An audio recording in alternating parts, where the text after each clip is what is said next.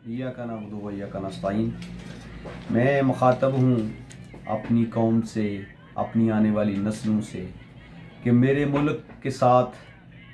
जो कुछ निज़ाम दीन कर रहा है, जो हो रहा है, कि जिस जिस सीट की भी इन्होंने पीटीआई से छीननी है, जो जो सीट इन्होंने पीटीआई से छीननी है, जिस जिस पे नून लीग के लोग अपने एतराज़ात पुटअप कर रहे हैं, उस सीट की गिनती में इलेक्शन कमीशन मिलायंस है। और इलेक्शन कमीशन सिर्फ मिलायंस नहीं है, बल्कि जो हमारे नामालूम हैं, इन्होंने क्या किया हुआ है, एस्टेब्लिशमेंट ने जितने पोलिंग स्टेशन पे पीटीआई को हराना है या हरा चुके हैं, वहाँ पे इन्होंने जैली वोटिंग की है।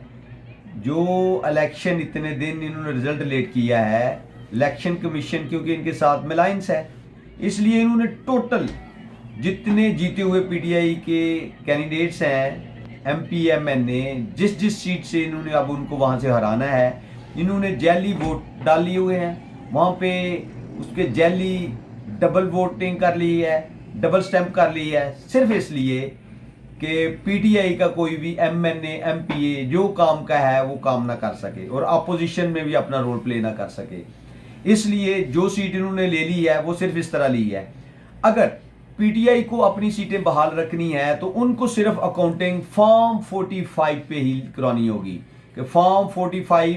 जो तमाम जमातों को जारी हुआ है, उसमें पीटीआई को भी मिला है, उसमें नून लीग को भी मिला है, उसमें पीपल्स पार्टी को भी मिला है, जेयूआई को भी मिला है, लबैक वालों को भी मिला है, जमात इस्लामी को भी, यानी कि टोटल जमातों के फॉर्म 45 कंसल्ट किए जाएं और उसके मुताबिक गिनती की जाए तो देन पीटीआई टोटली पाकिस्तान से जीत जाएगी। और हाँ, अब जो मजे की बात यह है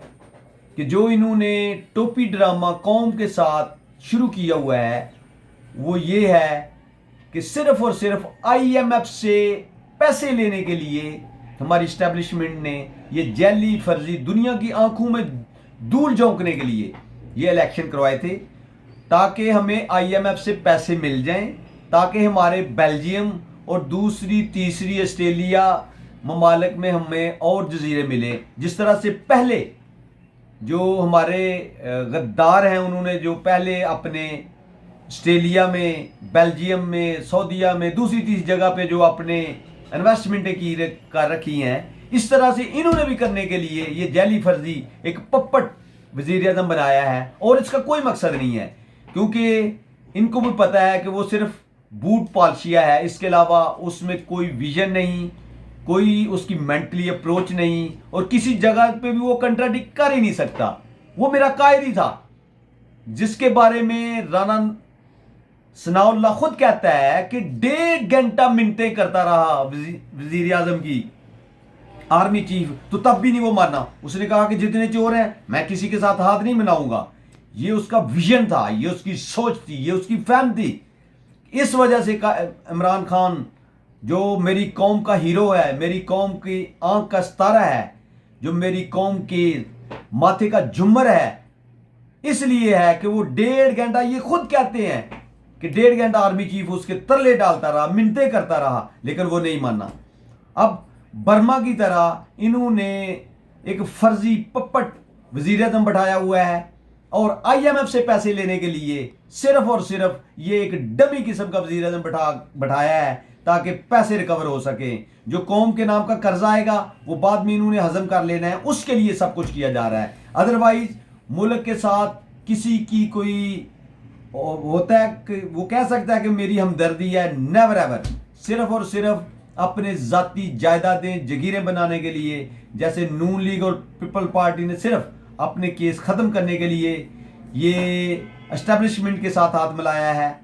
और अब एस्टेब्लिशमेंट इनको यूज करके आईएमएफ से कर्ज लेना चाहती है, और इसके अलावा कोई मकसद नहीं। जो मौजूदा हालात बने हैं कि वाशिंगटन डीसी के सामने पाकिस्तानी लोगों ने जाके एहतजाज किया है कि ये जो जैली फर्जी जमहूरियत है, इसका मकसद सिर्फ आईएमएफ से किस्तें लेके अपने ज़ाती इस्तेमाल में लाने के लिए और मुल्क का बेड़ा मजीद गर्क करने के लिए, और गरीब को मजीद कब्र में